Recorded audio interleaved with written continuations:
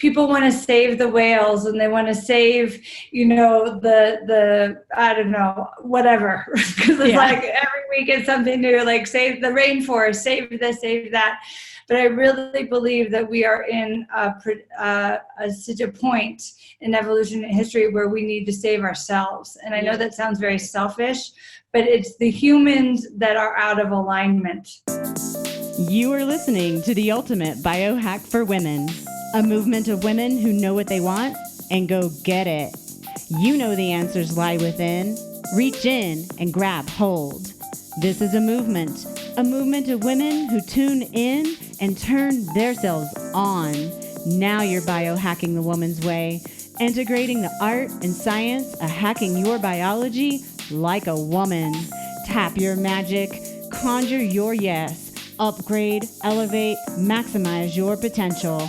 I'm Dr. Brandy Victory, and this is a movement that is sure to hack your soul. Hey, soul sisters. We are back with another fantastic interview for you today. I am so excited to bring this to you. We are going to get to chat with Vanessa Tavernetti. She's a co-founder of Earth Magic Academy. She's a credentialed teacher, a former Jack London Educator of the Year. Hello to that. That's awesome. She's created highly effective models for outdoor education. She's trained thousands of teachers in and currently teaches at Naropa University in the Contemplative Education Department. Having grown up spiritually gifted, she's been formally trained in psychic studies and has done hundreds of professional readings to those in need of guidance in their professional, financial, physical, and spiritual journey. Vanessa's myriad gifts and talents make her an expert in helping women lead empowering, fulfilling lives. This is why we have her on the show. Welcome, Vanessa. Thank you. Thank you, Brandy. I'm so happy that we made it here and that this is happening. Yes. I had so much fun with you the other day on the spontaneous Facebook Live that we did together. So I know today is going to be even more magical. Mm-hmm. Yeah. So, as we've talked about the real juice for me, and I think for our community is around these interviews with powerful women like yourself, is that it's so vital. It's like my calling and passion to help women understand that they can too, that they have the power to create the life that they want to live. So many people are like, yeah, but you. I'm like, yeah, but me what? I've had my struggles, and we've all had our struggles, and we all have our story, and we all have our why, and we all have our things that we've come to understand about ourselves and this healing processes that have happened. And through that fire, we're able to come to the forefront of this whole experience that we're in right now, especially with the COVID-19 stuff, and share our light, our beauty, our gifts, our talents. It doesn't matter, right? It doesn't matter if you're an intuitive healer or a spiritual clairvoyant. It doesn't matter if you're a mother, if you're a garbage man or a janitor, right? We all have something to offer. And so, I just want to kind of put that in the air and just kind of keep that in mind as we go through and share this experience with our women today. How's that sound? Beautiful. Sounds like a great game plan. Awesome. What do you, I just really want to know, I kind of just want to have this be more of an organic conversation because our conversations go to really beautiful places. And so I was just curious what you're really excited about today.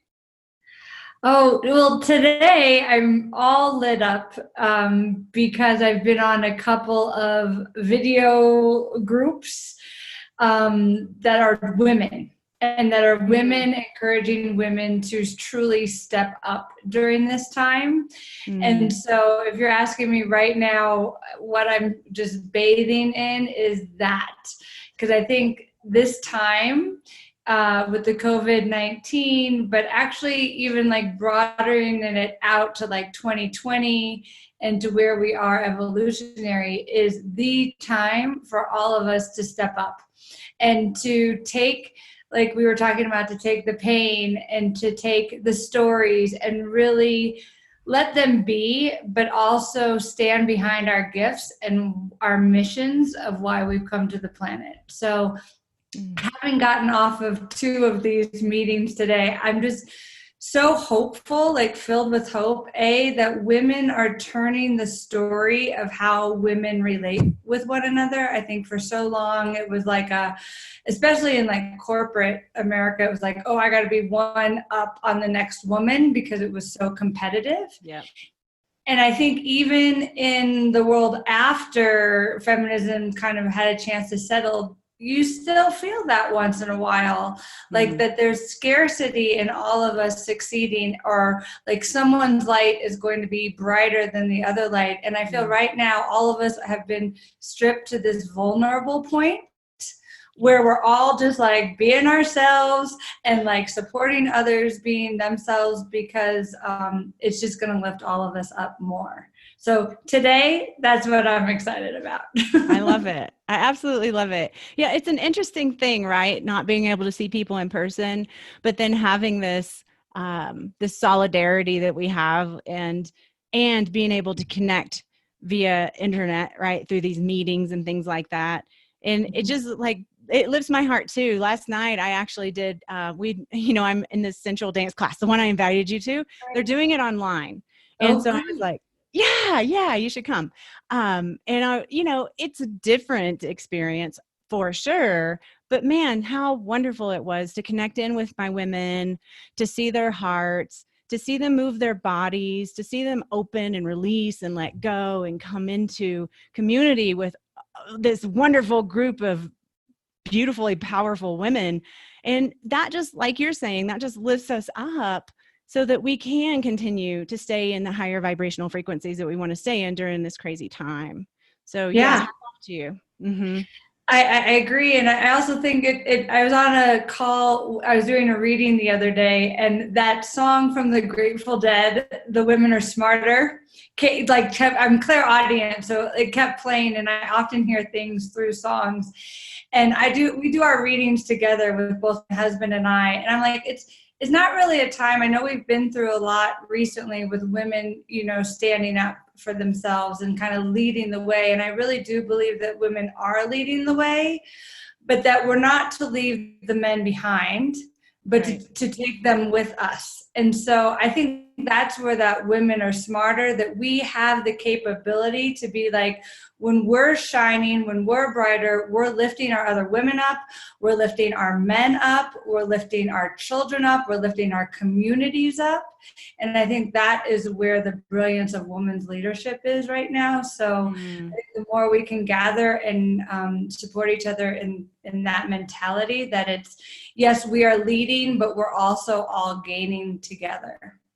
Yeah, that's beautiful. So ladies, we are inviting you right now to hop online and go get in some group of wonderfully powerful women. Like tap into your soul sisters virtually so that you're not sitting at home getting lost in your bottle of wine or your Ben and Jerry's. Yes? It's true. It's true. And like, how many women do you hear, Brandy? I'm sure you hear it too. They're like, oh, I'm just crazy, or blah, blah, blah. It's like, no, you're not crazy. You just haven't found your tribe, Mm-hmm. Because when you're supported by like-minded people, you're like, oh yeah, I'm not freaking crazy. Like this is real. And you can even, explore and grow in those gifts that you have. Yeah, I so appreciate that. Yeah. And I definitely want to get into your story, but I'm really curious about what your take is on this whole COVID-19 stuff and where you stand with it. And yeah, what are your thoughts? Yeah. Well, last week I had a perspective, and it's even growing. Like the information that's coming in, like from spirit, is really awesome. And I love being able to tap into that at this time too. So, my first initial was like, well, yeah, we knew this was going to happen some way, some form. I didn't see it now, and I didn't see it as a biologically happening. I didn't see it that way, but we're here. And I shared with you on that Facebook Live that I'm really excited. I'm excited for the whole world to slow down. I'm super grateful what it's doing for the planet, and how it's giving the planet an opportunity to heal and to pause from the intense just, degradation that has happened for a while. And so I feel like I can feel the earth being like having an exhale right now. So I'm super excited about that. I'm super excited that people have time to just unplug, like, from the busyness, like, of course not unplug from technology, because a lot of people are on the computers now, but just that, like, go, keeping up with the Joneses, like going to work, getting the paycheck, going to work, getting the paycheck, that, like, how much beauty has come out of this with art and music, and people actually realizing how important their friends and family are, and, like, taking the time to connect. I think that's super beautiful. I think it's beautiful that people have space to reflect about what is a priority and what they are actually putting their time into on a daily basis. And so my hope is that some of that is shifting how our paradigm will be when we come out of it. And then just over the weekend, I've been talking with some friends that are also, in similar work that we do, and, looking more into, like, the word corona, looking into the actual, what the virus looks like, and this whole connection it has with our crown chakra. And with the connection we have, through our crown chakra, it is a connection with spirit. So I actually think that this pandemic is an invitation for us all to really check in with and get real with our relationship with spirit. So all very exciting things in my opinion, but I just hope that people take the time to take advantage of these doors that are opening. Yes, absolutely. I'm so with you on that. I feel so much excitement too about it. And I know a lot of people would probably cringe to hear me say that I'm excited about this, but, like you, I feel exactly like that. I know that something was coming. I didn't see it being biological. I figured it'd be some kind of like terrorist attack or something, but, yeah. And I love I love the connection of the corona and the crown. When, through my meditations, I've really been seeing a relationship to the root chakra as well.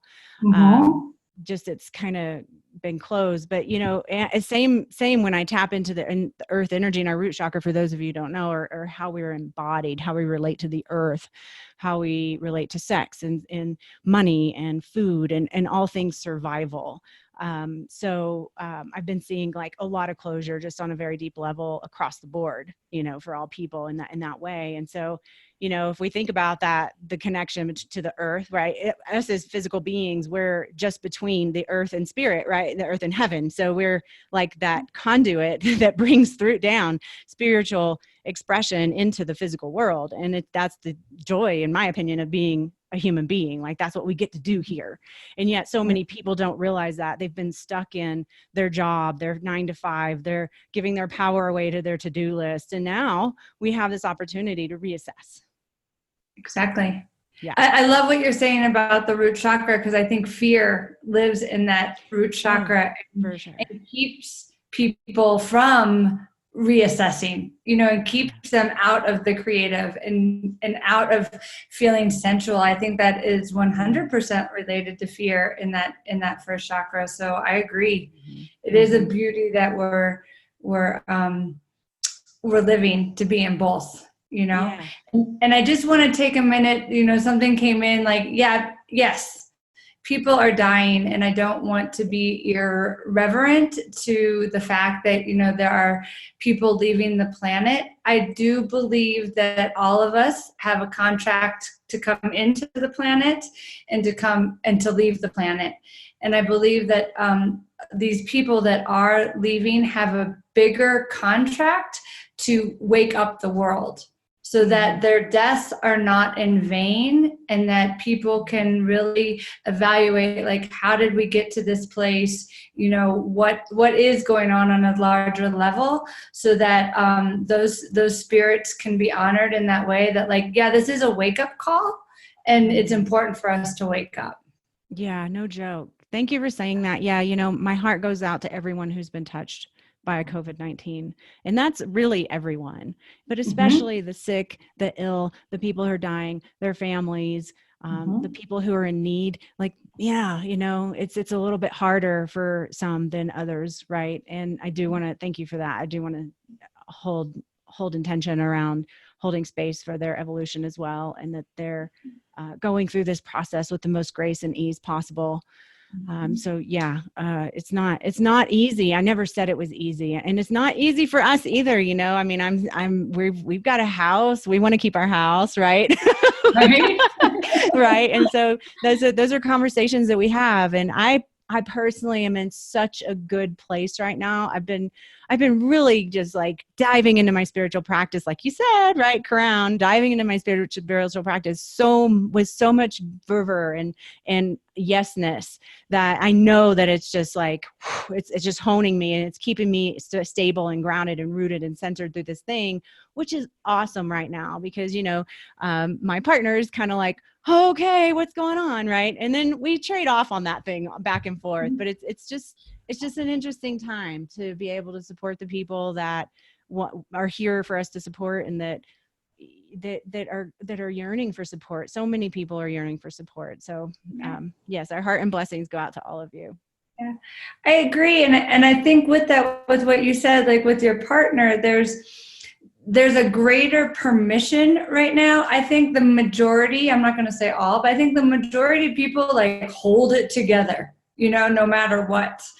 And this time is somewhat crippling on a lot of different levels, on the psyche, on the physical body, on the society, bringing up all of those things. And so I think another message that I've been getting is like, go with, like, all of it's okay. It's okay to feel hopeful. It's okay to feel excited. It's okay to cry for 2 hours like I did the other day, just feeling all of it, and feeling a lot of my own unhealed stuff, that is like right at the surface. Because as soon as I can drop in, it's like, oh, here we are.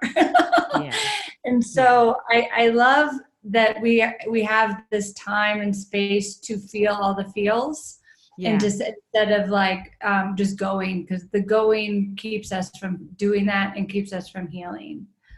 Yeah, thank you for that. And I hear in that an invitation to those who are not feeling the feels to feel the feels, right? Yeah. One of my people I follow is not quite my mentor yet, but I'm about to take him up on it. And it's Brendan Brouchard. He's amazing. He's just kind of new in my world, but he's commonly speaking to having your moment, right? Okay. Yeah. Let's cry about it. Let's have grief. Let's process. Let's, stay in our pajamas for 3 days if we need to and cry about it, and get up. Like, get up. You have to get up. And in order to do that, to get up, you've got to kind of have some clarity about why you're getting up. And in order to do that, I believe that we have to just really be willing to feel the feels, right? To heal the things that are coming to the surface that are asking for healing, so that we can clarify our truth here in this moment, which is way different than going to the 9 to 5 and giving your power away to your to-do list. 100%. Well said. Awesome. So tell us a little bit about what you do in your world. Aha. That's a really big question. I know it is.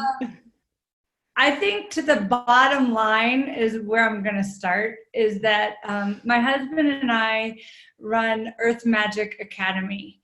And our bottom line is that people are getting to be in connection with themselves by growing their relationship with the earth and with the divine. So exactly what we were just talking about. I think that's the bottom line of what we do. And we do that in a myriad of ways.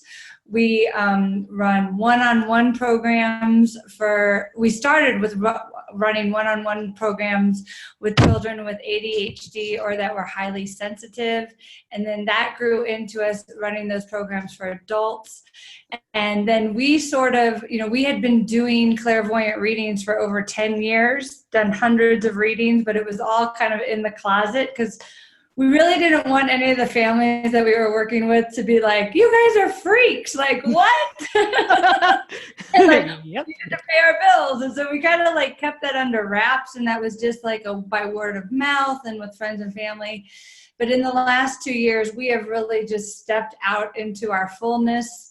And, we do clairvoyant readings together, but we teach classes on how people can tap into their intuition. We believe that everybody is born with it. And it's just a matter of clearing blocks to get more in line with it. And we also run programs to help people get connected with nature. And we can talk about that later if you want, because that's a huge part of what we do.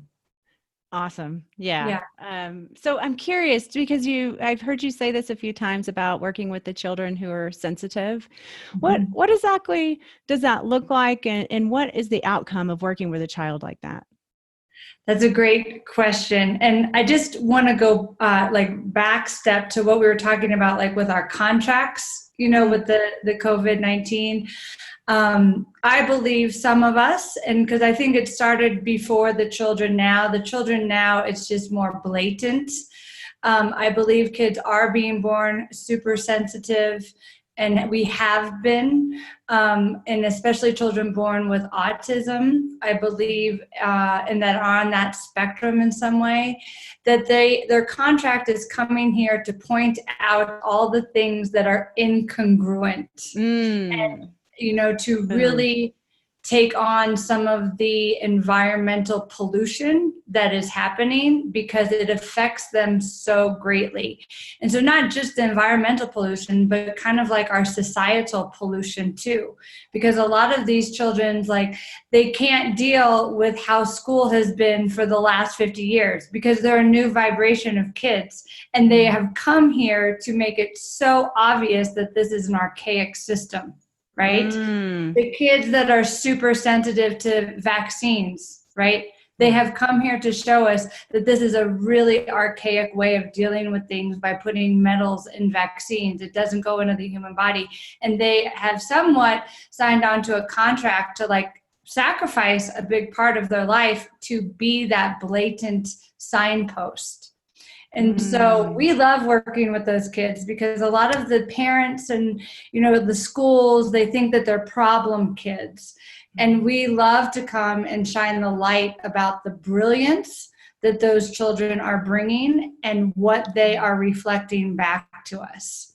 Oh, that's lovely. Yeah, that's how we got into that work a little bit.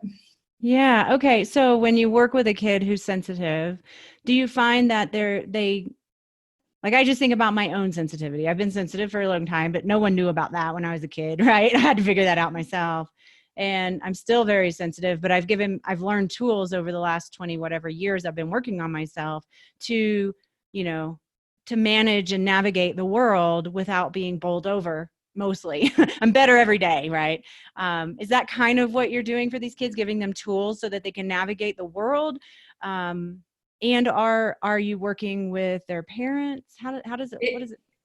Yeah, excellent questions. Yeah.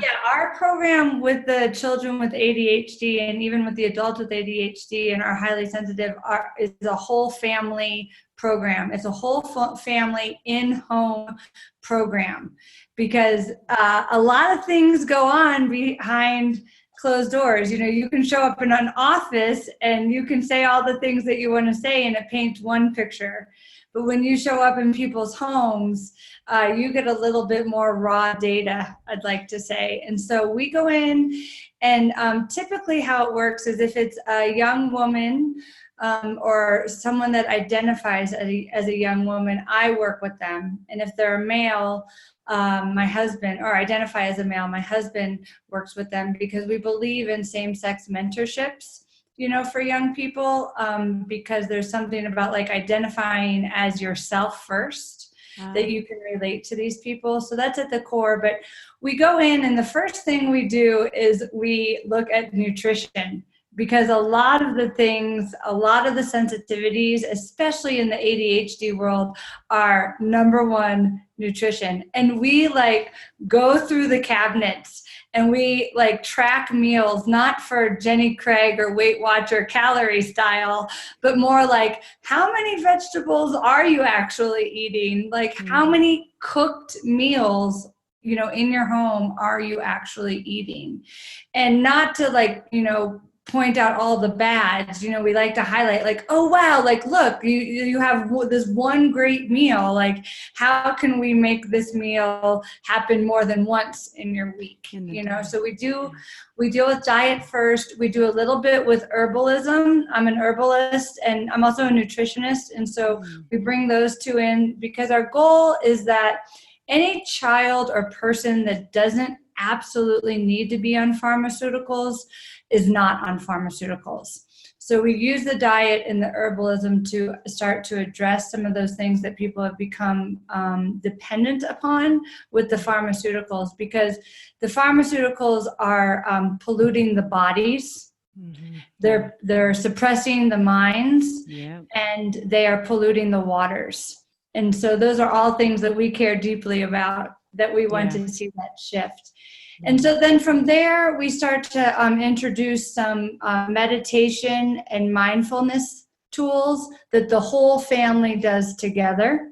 It's not just, you know, the child that goes off and does it, you know, it's the whole family. And then we do some nature connection pieces. And that is dependent upon the situation, whether it's everybody, or maybe sometimes it's everybody, sometimes it's just the child or the individual, sometimes it's just mom, you know, maybe it's just dad, that we get the directions from spirit about how to handle that. So every one of our programs is custom, and it's really, like I said, we're taking directions from spirit on what is best to do with that situation. Awesome. I love that. That's so beautiful. I love it that you go into people's homes. Me too. Yeah. And it's weird at first, you know, because people like are like, we don't know quite what to do with you. And like, we don't want you to see this. And you're like, oh yeah, I have that at my house too, you know, and just making it real, you know, it's okay. It's all okay. Totally. We are all starting somewhere. Right. Yeah. And it's okay. It's absolutely okay. And I love the fact that you're focusing on helping people create an environment internally and externally that no longer needs medication. Right. Yeah. We've never had a problem. A disease has never been a problem of having not enough medication, right? We don't have a disease because we have a deficiency in whatever medication, right? Just doesn't work like that. And I just had I'm sorry. No, go ahead. No, go ahead. Yeah, no, I mean, my husband and I both worked in the school systems, like you said in my bio, and the things that I saw go on in public school systems regarding pharmaceuticals, like broke a piece of me, because, you know, like where it just really became down to like classroom management in a lot of situations, where it was like, it was easier for that kid to be on drugs and to be drooling at the table rather than their persistent curiosity. And so it's very dear. And we were in the trenches for a long time and saw some pretty crazy stuff. But then when I worked with the school gardens, I got to see those same kids get out of the classroom that were considered troubled kids. And like when they had the freedom of being without a label, because I don't hold labels for kids. I'm not a label holder, and have them work with the earth, they became leaders. And I realized at that point that all the leaders and the future leaders of our society were being drugged. And so just a little insight of how important it is for us to really come up with better solutions for our children.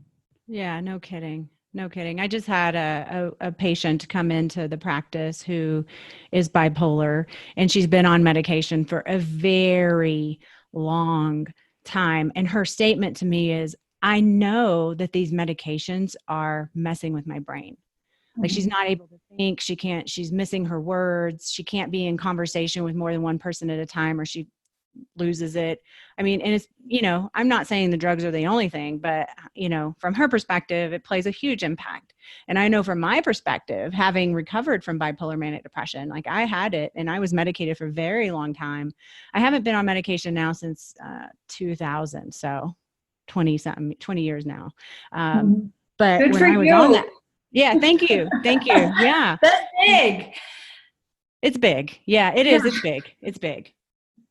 Yeah. But I remember back in that time when I was on those meds, man, it was so hard to function. Now, part of it was my problem, of course, but then I would go get a new med, and then I would get tired and I'd be fatigued. I ended up with chronic fatigue syndrome because of it, and fibromyalgia, not just because of the drugs, but the whole systems were going down, So yeah. And, I was just listening to a podcast. I so wish I could remember who it is. I will put a link to it in the show notes just because I'm forgetting her name right now, but she's an herbalist.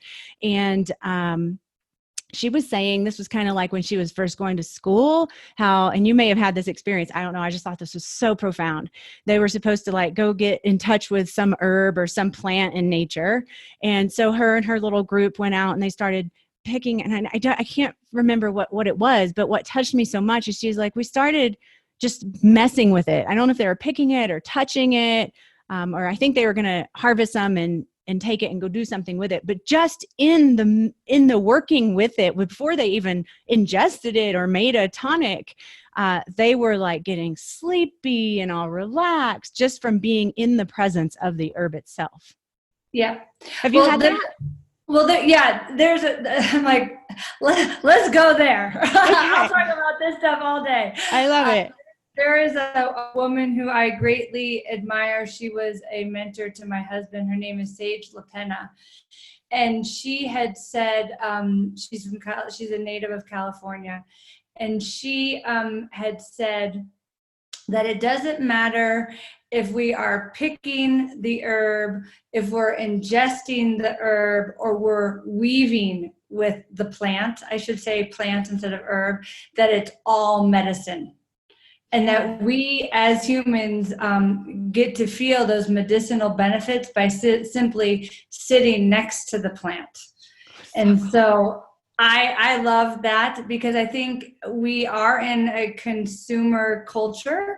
And so people are like, I need the echinacea, or I need the da-da. It's like, no, just grow a little plant, have it in your bedroom, and it'll be just as great, and have a relationship with the plant and talk with the plant and, tell the plant your woes and tell your plant the celebrations, and that it becomes a part of relating to.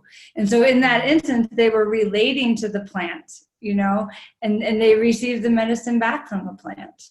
Oh, so yes, I'm a big fan. Yeah. Awesome. I love that story. Yeah. I can't wait to have that experience. I haven't had it with a plant particularly, I don't think, last year. So since we've been here in the mountains and I'm starting to learn about the different things that are growing up here, I'm like, okay, well, if it's growing here, it's probably good for me. Right. Mm-hmm. That's the way I see it. If it's in my vicinity, it's here for me. So, I started working with yarrow. So I'm thinking that might be my plant. I have it all dried out and they're ready to go. I harvested it before we came into fall, but, yeah, I want to get back into that, relationship with nature in a deeper way. Yeah. I mean, the yarrow, this past year was a great year for yarrow. Yarrow really was whoa, tons of it. And then consequently enough, yarrow is a huge antiviral plant. And so in the fall, I was harvesting yarrow like crazy. I've never really made medicine with yarrow. It's never been a plant that I've been like, oh yes, yarrow. I love it. I think it's beautiful. And it's really little leaves and everything. But I harvested a few, brown paper sacks full of yarrow. And my husband was like, why all the yarrow? And I'm like, I don't know. And then right now we are drinking yarrow tea every day. No? I love it. Yeah. I love it. Thank you for saying that. I'm going to make some yarrow tea when I get off this podcast with you. Yay! Yay!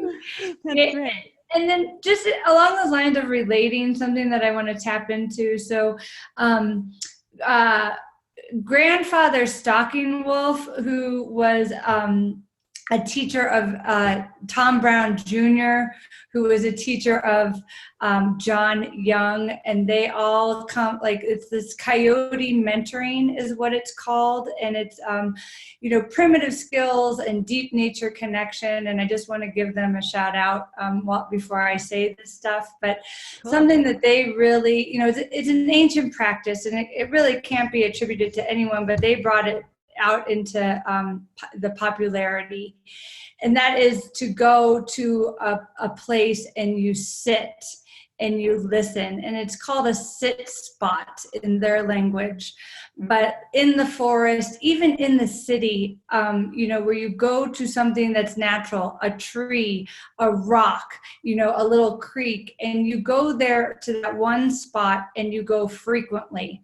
And you start to relate to the place, and you start to observe, during this season, this kind of bird is coming around, or during this season, this grass is growing, and you do this over long periods of time. And so that our microscopic look of like one plant starts to turn into a landscape, starts to turn into a broader perspective, which includes us. And we start to understand our purpose and our place within that system. So for you, Brandy, like the yarrow plant is great, but to understand like the ecosystems in which the yarrow plant grows, and then how you are a vital role in that system, by you going there and actually just bringing awareness that this plant is growing, or that you even know that plant's name. The plants and the trees are very responsive to us relating with them. So when you know their name, like how do you feel when someone says, "Hey lady," versus "Hey Brandy"? It's a different vibration. So I encourage people, even if they're in the cities, like know the trees that they walk by, know the names of the flowers, and say hello, because you are as vital to them as they are to you. Oh, thank you for that. Yeah. I love that. Oh, excuse me. I had my power kept going lower and lower, but I have it plugged in, but I just realized the power box wasn't on.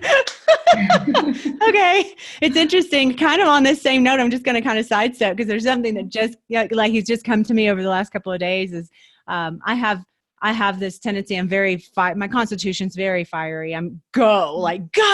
And I love it. And I have so much fun when I'm going. And when I'm not going, I'm not having as much fun. So I push myself until I'm just completely fatigued.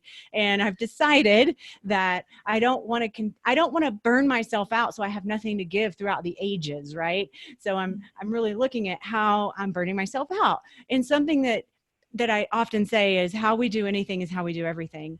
And then, it's kind of on the same concept as, the microcosm is reflected in the macro, right? Mm-hmm. And so what I've been noticing over the last couple of days is the battery in my phone and the battery in my computer keep going down to zero. They'll be like, "You need to plug in or you're going to lose everything." I'm like, oh, okay. And then I realized this like 2 days ago, I was like, holy crap, this is an expression of this thing that I'm doing, right? So I'm here. I was all proud of myself. I was all plugged in, and I'm like, why is my power going down? Why is my power going down? I'm like, crap. It's so funny. Just thought I'd share that with you. Yeah, great awareness, Brandy. Right. Awesome. And so one of the things we kind of started talking about when we were in our little spontaneous Facebook Live was your past life regression, or your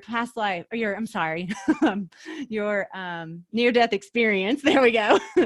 And I'd love to hear a bit more about that. But before we go there, I do want to say something to you, because I keep forgetting, is that some of the people who heard our Facebook Live were interested in knowing when and where you are doing that presentation in Denver you mentioned. Okay. I'm not sure exactly what it was. And I know you probably don't have a date right now, but I just wanted to put that in your space so that you can go on the Turn Your Soul On Facebook group and post it there when you know. Great. I'm making a note. I don't remember anything, so No, that's fine. That's totally I'm fine. I making just a wanted note to, of that right now. yeah. I will do that. Yes, it's a fantastic group. It's the Near Death Experience group of Denver, and actually there is a date. And what was funny is I wanted a date like in April, and nothing was working out. And then June didn't work out for me, and they're like, okay, we'll just push it till July. And I was like, fine, July. And I'm like, oh, now July might be a really great date. Like, I'm hoping by July we're all coming out of the cocoon a little bit. Sure. So yeah, I will post that for sure. Yeah. And Thank yeah, you.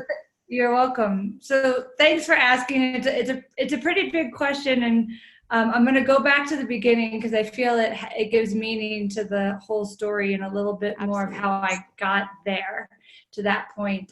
So I was born super sensitive and able to communicate with the natural world. I believe like most children are, but I was able to like hold on to a little bit of it more.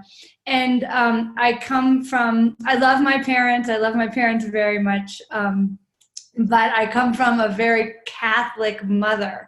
And so her and I were in the home a lot when I was little, and I would freak her out completely by, reading her mind or saying things that I saw in the backyard or in our house or things. And she really didn't have the capacity to handle it based upon this like extreme belief in Catholicism. And so like definitely thought I was possessed. I've been called a black witch, in the last 5 years from other very Catholic family members. But not being able to make sense of that, she literally tried to beat it out of me, with a wooden spoon.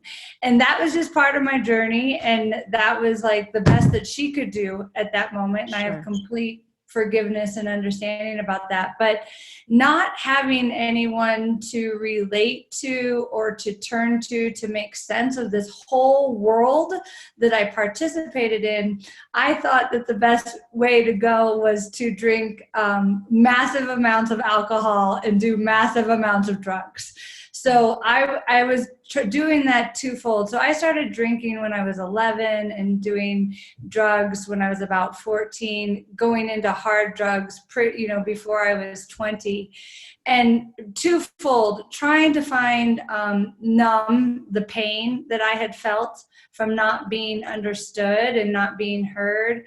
And then also I'm clairaudient. So trying to get all of that to go away. And I just wanted it to go away. So I felt like the more I did drugs and alcohol, the more I could like participate in another reality, which wasn't my own. And I did a really great job at that. Like, super job, A+, like, yay. I went there. I was in it big time. And like all through high school and like maintaining on the outside, like, great grades. I was captain of the soccer team, like vice president of my class, like had a strong sense of, friends and, a group to hang out with. And like, so that was all on the outside. And then there was this whole other thing going on the inside that was not in alignment. And so I did that until I was 23. And when I was 23, I was driving around the country, and I was in a one-person, me, one car, mine, wreck. And what had happened is I had overcompensated. I was down in the Four Corners. So I was actually on the Navajo reservation, and I was fiddling with something in my dashboard, and I hit sand on the side of the road, and I overcompensated the car. And I just remember feeling this huge momentum behind me and being like, oh shit. And then my brain turned off, and I didn't remember the car twisting. They knew that the car twisted at least 3 times because there were divots in the highway from the car. And so I woke up to hearing a man's voice singing, and I didn't understand the words. And then, like, as I started to come to, I could feel the pavement on my face. So I was like laying on the ground, and the man came to me and he's like, "Ma'am, you've been seriously injured. My son has gone to get help, and I just need you to stay with me and to breathe." But I could hear him, but I couldn't see everything. Everything was black. And so he continued to pray and to sing while I was in this place. And I would come in and out of consciousness, but the only thing that I knew was that there was the pavement on my face. So eventually the medics came and they cut me out of the car and they put me in the helicopter, and I could only hear this. I couldn't see anything that was happening. And again, going in and out of consciousness while that was all happening. And when I got into the helicopter, it was completely black, and I looked as though I looked before the wreck had happened. So I was wearing my clothes, and in the helicopter with me was this man across the way in the helicopter, and he had sandy blonde hair and piercing green eyes, and he was hot. And I love, like, I'm not gonna lie, like, he was hot, and I was like, oh yeah, baby. Like, I had no concept of where I was, but I was in this space with this really hot dude. And I remember even like doing like this number, like show it, like my shoulder was gonna be the turn on point or something. Nice. And so like that is how I got to, like, that was the helicopter ride, was pretty much me flirting with this angel. Okay. Wow. And so we get to the helicopter pad, I remember them, and then I like switch out and I'm in real time again. So I can see like the exit sign on the top of the helicopter pad. But again, I'm going in and out of consciousness. I can hear the helicopter blades. And then I go out. And then when I come back to, I'm like above my body a little bit, but not like above my body, but I'm able to separate myself from my body at that point. And they're like poking things and, shoving things in different areas. I'm in the ER, and I look up and there's the hot angel again. And this time he's hovering on the wall. So I know that he's not a person. I know that he's an angel. Yeah. And he just like motions to me and he shows me the light. And like a lot of people that have had near-death experiences talk about the light. And to me, it was triangular in shape. And it was this white gold color. But what I want to say about it is that it was a life force. Like me being in the world outside of the light, and then me putting like my hand in the light made it come alive more. It vibrated at a higher vibration. And now I have the words to explain what I felt. But it was the most wonderful thing that I had ever experienced, and probably up into this day, just complete love is what I want to call it. Absolute complete love. And so I looked at the angel and I said, you're hot and this is awesome. So like, let's go. Like, I'm ready. Like, let's go. And telepathically, he just spoke to me and said, no, like, it's not your time and you have things to do that you haven't done yet. And then everything closed out, and it was dark for 7 days while I was in a coma. Oh. There was one thing that I remember. I was actually on my way to meet 3 of my best girlfriends at the Grand Canyon. And so somehow through a friend of mine that had I had talked to last, and a husband of one of those girls and my dad, they found those girls, and they and my dad came to the hospital. And I remember them saying goodbye to me. They were leaving the hospital and they were like saying goodbye. They didn't know what was going to happen. And I remember being in my body, being like, I can hear you, like, don't go. And there's a card game we would always play. And I'd be like, we haven't even played the card game yet. like stay, like, don't leave. And like trying my hardest to like let them know that I could hear them. And that was the only thing that I could hear during that time. And then after 7 days, I miraculously, with God's will, woke up, and I looked over, and my dad was sitting right there. And I had, when they were cutting me out of the cord, I had spoken my parents' home phone number. And they were able to call my parents to let them know what had happened. And I don't remember doing that, but that's how that happened, wow. How he got there. But the doctor came in and he said, for all intents and purposes, by scientific and medical reasons, you should not be alive. And you have defied some serious things by coming alive. And I want you to live each of your days knowing this. And he also said, if you snort anything else up your nose, you will die. And wow. So it was pretty strong. I do want to just mention this because I think it's a pretty awesome part of the story. Is two things. Is that probably about, I don't know, somewhere between 10 and 15 years later, I have to go back and really remember the dates, is that I was in a Native American church ceremony for a really good sister of mine, and Cheryl, I just want to say her name out loud. And she was having a hard time with her body, and she had called this ceremony to help heal her. And she had a Dene man, so someone from the same area, come up and run this ceremony for her. And I had never met this man, didn't really talk to him, the man that was running the ceremony. And in the morning of the ceremony, he's going around and talking to specific people. And he turns to me and he says, I know the man that found you, and if you would like to be in touch with him, I can get you in touch with him. What?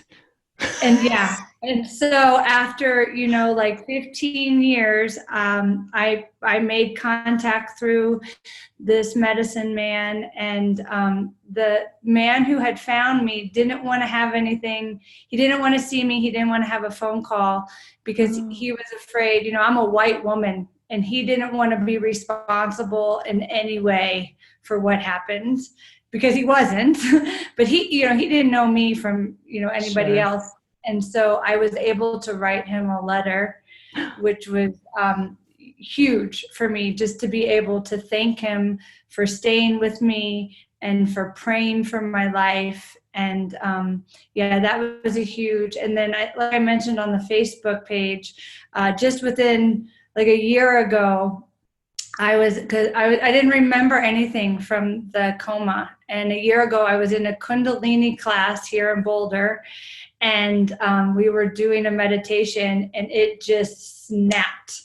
Like, I remembered all the places that I had visited when I was in the coma. And I also want to give a shout out to, and her name is Carolyn Ashley, the woman that teaches that yoga class, and a mentor of mine, Deanna Batdorf, who's an Ayurvedic practitioner. I did something called a Panchakarma last year as well. So last year was a huge year for me. And here we are like 21 years later. Wow. 21 years after the incident happened. And I was doing a Panchakarma, which is a 3-day intensive Ayurvedic treatment. We're eating certain foods and getting body work done for up to 6 hours a day. And they were working, because my shoulder was bent completely in front of my heart. And so I've spent the last, 20 years moving. So like, you wouldn't notice now, what that injury was. But when we were working on some of my muscles, I was able to remember the car flipping. Oh, And wow. because my brain had turned off, and I was able to process that and emote all of the fear and how scared I was. And that was huge. I was having like heart spasms before that, and that's why I decided to do the panchakarma. But by going there and going through the pain again and being able to process and scream and talk and feel it all consciously, helped to relieve that those heart spasms. So Wow. to your point, Brandy, we are capable, and miraculous things we are able to do with our minds and with our bodies. And I had massive brain injury. They said that I would never be able to function greater than a 4-year-old, both mentally and with my body, that I would never get beyond that point. Wow. And I have clearly gone beyond that point. But I had a brain scan done 2 years ago, and there is no evidence at all in my brain currently that I ever had a traumatic brain injury. Oh my gosh, So, you just gave me chills. and that's a lot of energetic work. I'm not going to sugarcoat that. That's a lot of cranial sacral work. That's a lot of prayer. I walked out of that wreck. I had a smashed arm, I had a deflated lung, and I had my brain, the front part of my brain was pushed to the top, and I had I was bleeding the size of my fist in the back. So in your ancient brain, and all of that has healed.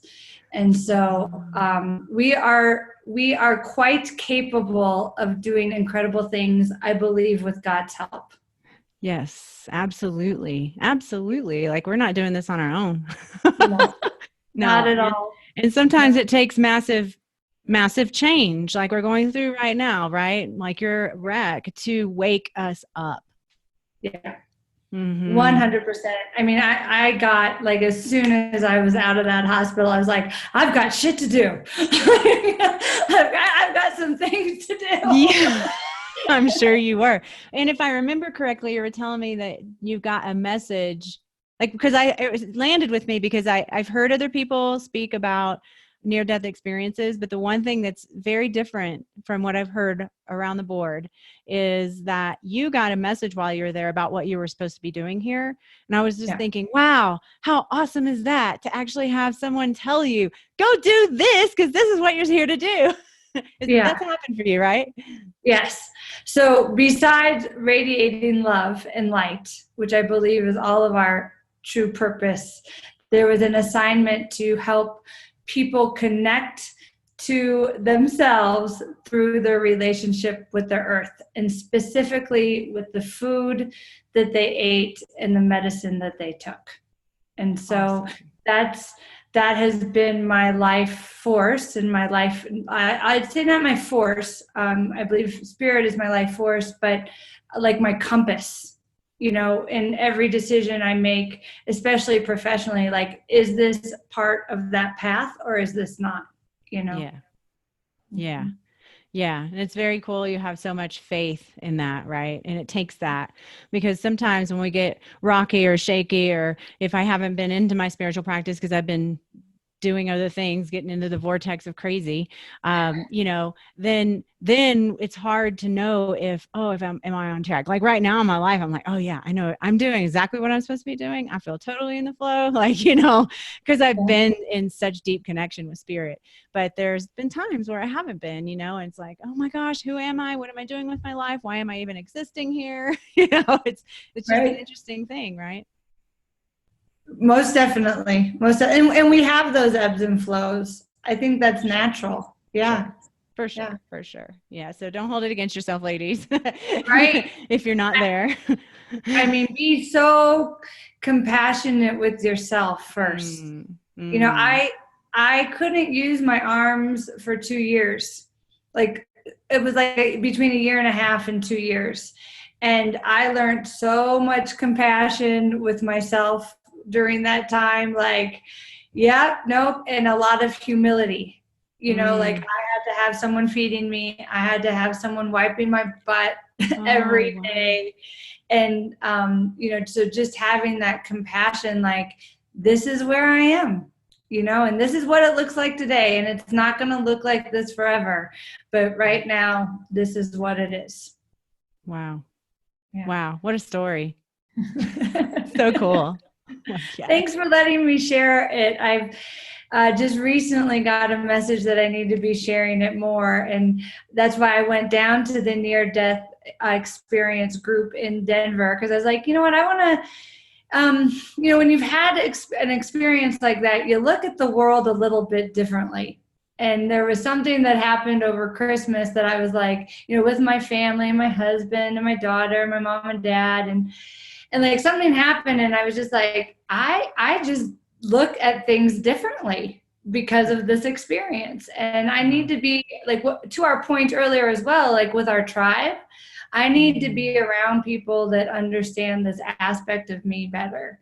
And Mm. so I went down there just for one meeting, and they were like, "Holy cow, you got a story to tell! Like, we want you to come back and talk." So I'll be going there just because it's a fantastic group of people, and people in the Denver metropolitan area should know that all are welcome to that group. And the majority of the people that come, I believe the night that I went, there were 16 people in the room. Two of us had near-death experiences. Two people had what did they call it? A near-death intervention or something. I can't quite remember, where they were with someone when they were crossing over and had an experience with spirit. So most of the people that attend the meetings are just people that are curious and want to hear about this. So it's a very welcoming group. Awesome. That's really Yeah. cool. And I just have to say, I feel so incredibly blessed that we live near each other. I know. Like, oh my gosh, who knew? Like trying to, like, to what you're saying about finding your tribe, and here in the mountains, most people stay to themselves a lot, and I'm embarking on a journey over the last couple of years since we've been here to spread the word of healing, love, and light in this community. And it's, there's not a lot of people doing that I found yet, but I've run into you and Mary Nichols, and Roger actually interviewed her on his podcast. I'll put a link to that in there. Great. And Jesse Bauer, and just a couple, just like it's starting to like, oh, they're here, and it just makes me feel, my heart feels so filled up because of it. So yeah, thank you for being here. Yeah, you're welcome. I'm happy. And Mary lives like down the road from me. She and I have been in contact, and it was right before we left, which was right before the pandemic. And we're going to meet like once things settle down. I mean, literally, I can walk to her house right now. Wow, that's Yeah, so so thank you cool. for that. Yeah, that's Yeah. great. Yeah, her and her husband came over and we had dinner. And it's just a fun people to be around. So yeah, so we'll have to plan a dinner. Great. I love it. Yeah. Before we go, I would like to wonder, is there anything else you'd like to share or add before we go? Yeah, I just want to go back to just emphasize that we are the earth, and that we are not separate from the earth. And the more that we deepen our relationship with the earth, the more we deepen our relationship with ourselves. And we can find that guidance that we're talking about with the divine by developing that relationship with the earth. And so I think it's so important. Like, people want to save the whales, and they want to save, the I don't know, whatever, because it's like every week it's something new, like save the rainforest, save this, save that. But I really believe that we are in such a point in evolution history where we need to save ourselves. And I know that sounds very selfish, but it's the humans that are out of alignment. And that when we can, realize our peace and this greater beauty, and we can come in alignment with spirit, that I believe everything is going to balance itself out. and we'll be able to live in better harmony with ourselves, with other humans, and with the planet at large. So thank you for asking that, because I really want people to understand how deeply important it is at this time to strengthen, to invite, and to strengthen those relationships with the earth. Yeah. Thank you for saying that. So that means go outside, ladies. Go outside with your bare feet. Exactly. Well, that's the thing. And I just want to like embolden, like there's people outside, but everybody's like running or cycling through nature, but just like being still, just be still with yourself and with nature. So yes, I'm 100% behind earthing and grounding and getting your bare skin on the earth. Or on a tree. I love to just put my whole body, bare skin and everything on a tree. I love it. And I told you in the Facebook Live, I'm just going to mention it here, the immense healing benefits that I had seen firsthand from that. And, my whole body about 6 years ago from learning about a genetic from MTHFR. So my body was full of toxins. And I was trying to detox as quickly as possible, but not too quick where I was going to kill myself, in the process. And so my body was shutting down and I had all this crazy inflammation. And that's when I learned about earthing and grounding. And so I would go out anywhere between 20 minutes and an hour and just sit with like my bare skin on a tree, usually my feet on a bay tree. And my doctor was like, I don't know what you're doing, but you're healing exponentially because of these practices. And so it's real. It is not hooboo jubu. It is like, it helps with depression. It helps with inflammation, just your sense of well-being at large. So I 100% back that practice from personal experience. Awesome. Yeah. And it's, who do we, I can say this, but who do we think we are to imagine that nature has nothing to offer? Like, wait a minute. We get everything from it. I know. Everything comes from nature. Everything. Right. It's like, what? How did we become so oil? Even oil comes from nature. Even plastic eventually comes from nature. I know. Hopefully we get less of that in the near future. True. Yeah. True. All right. Awesome. And so before we leave, can you share with us where people can get in touch with you, or if you have some gift or download or something you would like people to have, you're welcome to share that too. Thank you. Yes. So the best way to find me is at earthmagicacademy.com, and be patient with us right now. We're rebranding and we're up-leveling our website. So if you check in a couple months, we are going to have an amazing free gift for you, but we're working on that right now. But you can sign up to be on our newsletters, which I give out, around the new moon and the full moon. And we try to incorporate, something beneficial. So it's not just, blah, blah, blah in your inbox, but either a nutritional tip or an herbal tip or a meditation or a nature connection piece. My husband is hugely talented in primitive skills. And so he'll incorporate something in there as well that is easy to do at home. So that's a great way just to tap into us for right now.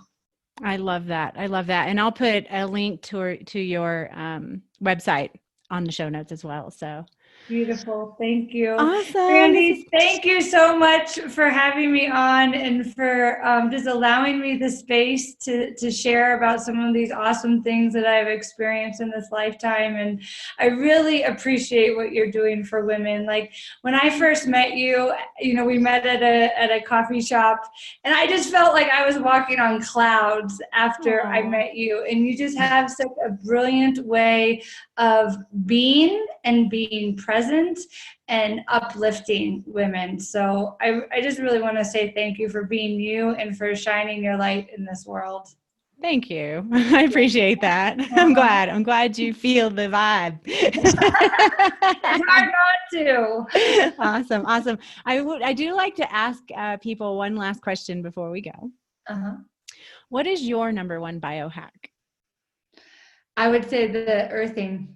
Earthing. Yeah. Yeah, I would say, I have done multiple things, through meditations, energy work. There is something that was turned on to me by a woman who was in Chicago. She's now in Dallas, and it's called Krishada, and it is a type of energy healing. And I think it has a huge piece that has to do with the healing of my brain. But I think that and the earthing, because I've healed the trauma with my mom. I healed things around, like all the things with the accident or the wreck. I don't like to call it an accident, with the wreck. After I had my daughter, when my body was shutting down, all of these times I've turned to the earth, and she has never let me down. And I would say that is number one. But I always like to just give a shout out to Ariana Joffrey in that practice of Krishada too. Awesome. And if you would send me a link to that, I can add that to the show notes as well. Yeah. Okay. Sweet. Great. Thank you so much for that. We could talk for hours. Yeah. Thank you. I'm sorry. Thank you. Oh, absolutely. My pleasure. Yeah. Thank you too. And, I just like to remind everybody that we're a culmination of the people we hang out with most. And you just spent a while with some really cool people. So know that you're cool. Go outside, put your feet in the dirt, and we'll talk to you next time. Okay. Bye-bye. Thank you for listening to the Ultimate Biohack for Women. If you'd like to dive deeper with our tribe, join us on Facebook or Instagram. And if you'd like to help grow our tribe, share this episode with your friends. Let's bring this light to our community so that other women can know their true power and we can create a tribe together worth being in. This podcast is for information purposes only. Dr. Brandy Victory is not a medical doctor, and the views and statements expressed on this podcast are not medical advice. This podcast, including Dr. Brandy Victory and the producers, disclaim responsibility from any possible adverse effects from the use of information contained herein. Opinions of guests are their own, and this podcast does not endorse or accept responsibility for statements made by guests. This podcast does not make any representations or warranties about guest qualifications or credibility. This podcast may contain paid endorsements and advertisements for products or services. Individuals on this podcast may have a direct or indirect financial interest in products or services referred to herein. If you think you have a medical problem, consult a licensed physician.